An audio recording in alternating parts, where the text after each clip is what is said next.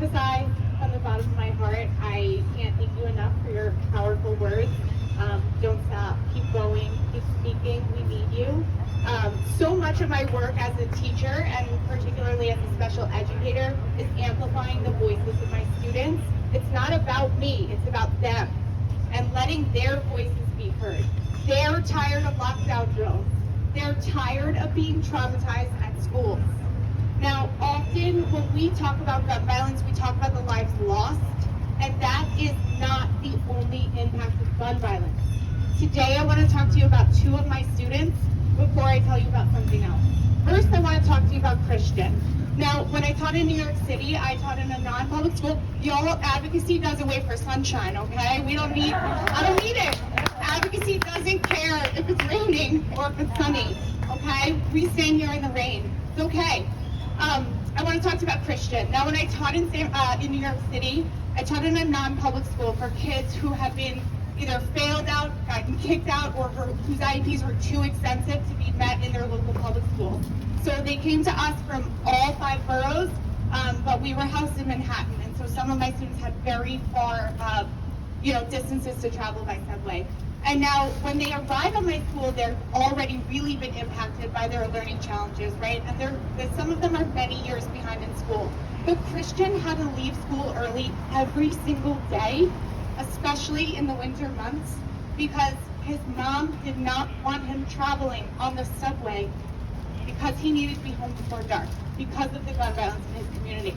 Imagine being a mother who has to decide that your child will not receive math education every single day because it's more important that he make it home safe. No more. I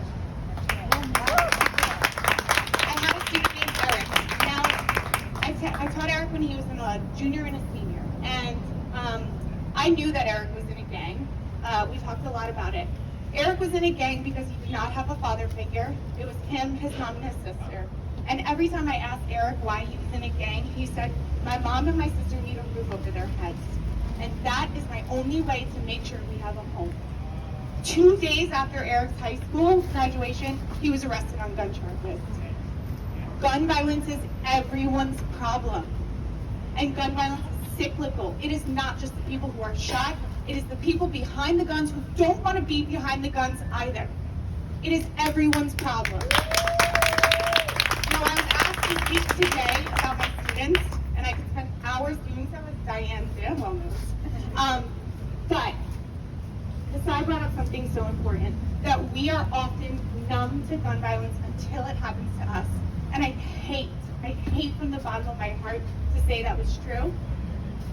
But on September 27th, I was in my classroom where I regularly worry that my students and I will die. When I received a message from my son's school that there was going to be a reroute for pickup. No information other than that, just a reroute. I have a friend whose husband is in law enforcement, and she texted me, her kid goes to school with my son, and said there was a shooting 100 yards from our kid's school, 100 yards from the entrance. And you know what? The police never told the school, they never went into lockdown, and for 2 hours the shooter was at large around our community while my kid played on the playground. No more. No more. My kids made it home from school that day, but every single day I worry about my life, my students' life, my kids' life, and I'm all done. 2 days ago, I had dinner with my friend. She's here for Hip Hop Ed. It's a conference at TC. She's a teacher from Chicago, Sophia Gonzalez. She is chef's kiss, incredible educator. She stole my heart at a conference last summer. She spoke about her student named Ruby Navarrete, okay? And Ruby was shot and killed. It was her first student lost to gun violence.